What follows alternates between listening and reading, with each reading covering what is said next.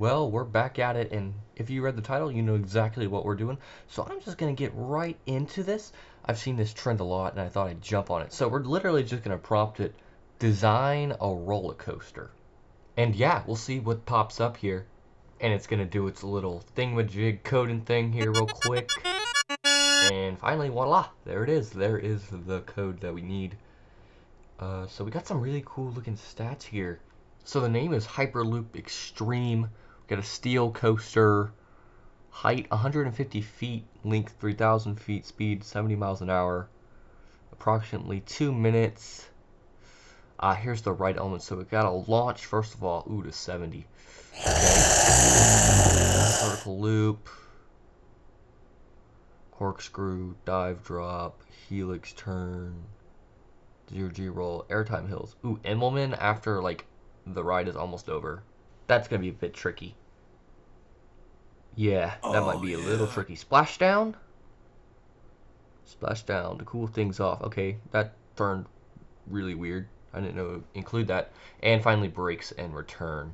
So, there we go. Safety features, high quality material. I don't think I need to know any of this. And I'm going to prompt it here real quick what the color of the ride will be. Alrighty, I guess that makes sense. Track color is like this dark blue color. Supports would be gray, dark green, or brown. I think I would go with gray. I think that'll match the dark blue better. Roller coaster trains, probably pick the yellow. Almost going with kind of rocket ship vibes there.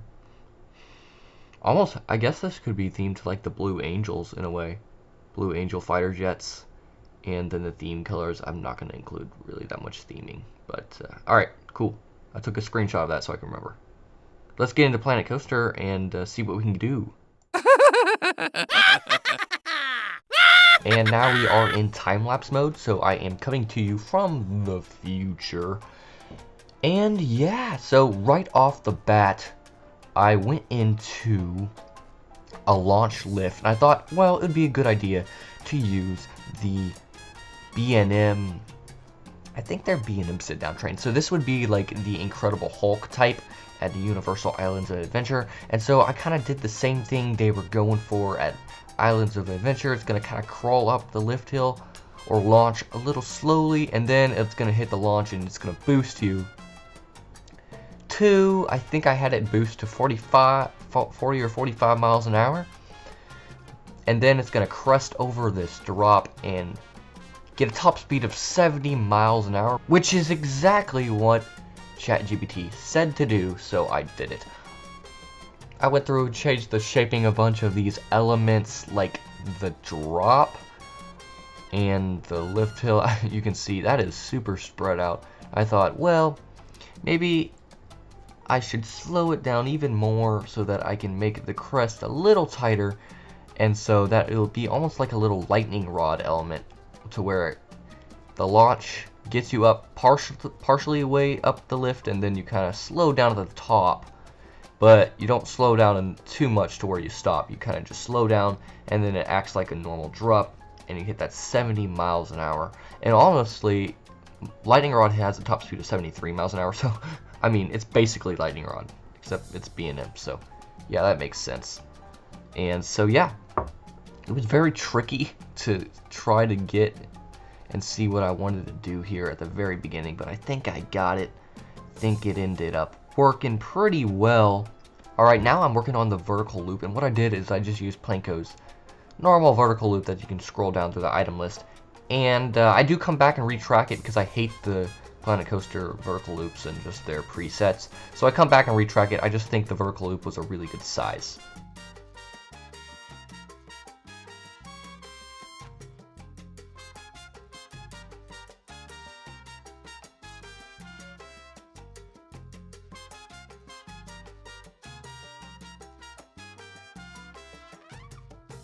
And right here, we're going to go into the next element. Right here is a turn. This wasn't on the ChatGPT list of elements, but the coaster needed a return trip of some sort. So I thought, might as well put a turn in there. So there was a helix in the list, and I was like, that could be the return trip, but then the thing after that is just a bunch of airtime hills. And honestly, it's like, I'm just gonna add a turn here. ChatGPT didn't say you can't do this, so it's like, I'll add it in.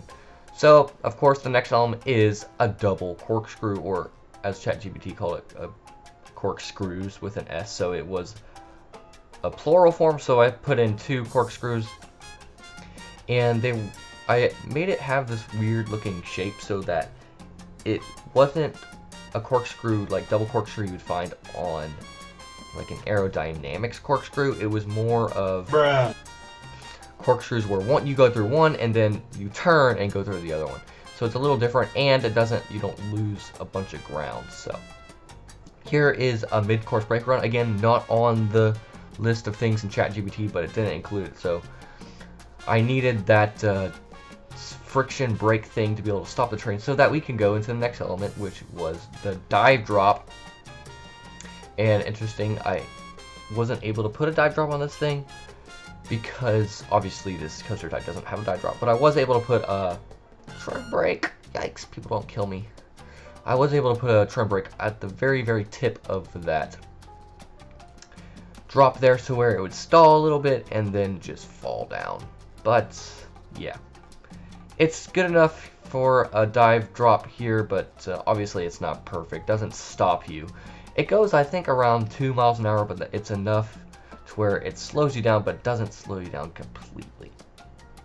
The next element here is a helix, and I thought it was this really, really interesting helix thing. I needed a way to turn it back towards the station, so I kind of did. It's almost a double helix in a way.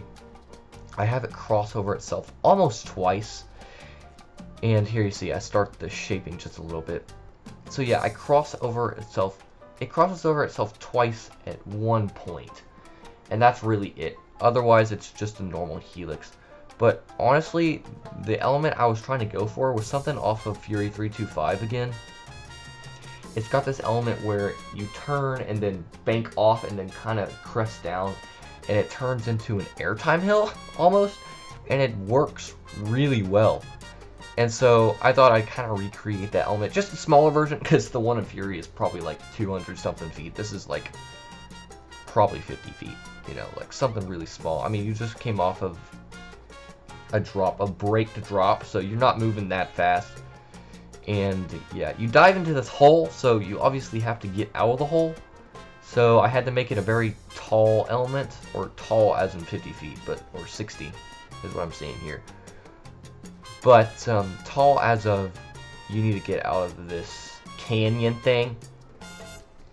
And yeah, you do stall at the top, so you probably wouldn't get that much airtime. If you did get airtime, it would be back, and it would be floater airtime. It would not be injector. And B&Ms don't really focus on injector airtime.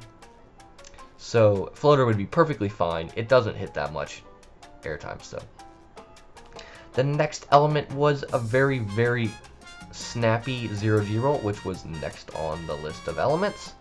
And it honestly worked really good off of this element. You might be thinking, oh my goodness, that 0G roll is way too tight. What are you doing? This is actually how I build my 0G rolls. You make the crust super tight, and everything is super tight, and then in the smoothing process, it actually smooths out all of that, and you kind of lower the crust a little bit. You lower everything to where the train it whips you through it, but it's not what you see right now, and it's not as crazy as it looks like right now, because I will admit it looks a little crazy, but that's how I build them, and honestly that's how you make a really, really whippy 0G roll planet coaster, because the heart lining sucks, so you have to figure out ways to fix it and stuff. There is a tutorial on how to make B&M 0G rolls, and that is something y'all should go check out. Theme Park Rival, he made it, and it's really, really cool, so go check him out. And I should probably get back to what I'm doing. Here are the airtime hills, and that was the next thing on the list of elements that ChatGPT came up with. Thanks, ChatGPT. So I had a normal airtime hill, and then I went to this kind of double down thing on B&M. Honestly, it turned out really good. You're not moving that fast. I mean, I think it's like 30 miles an hour. So I had to make them super short, but also drawn out, because you don't want to have it super tight to where one part of the train is going down and one part of the train is going up the hill to where it just looks really wonky. So I had to level out the hills a lot. And here's where this ChatGPT thing didn't really start to work. I had to change the plans a little bit. So the next thing on the element list was an Immelman, but as I said before, you're going around 30 miles an hour. So you'd have to have a super, super tight Immelman. And I thought, that's not going to be really realistic. So I actually had to cut the Immelman. And so I went straight to the splashdown next. What's the matter with you? And which is sad because, you know, you weren't able to follow it exactly. But obviously, ChatGPT is not a roller coaster designer. It will never be perfect.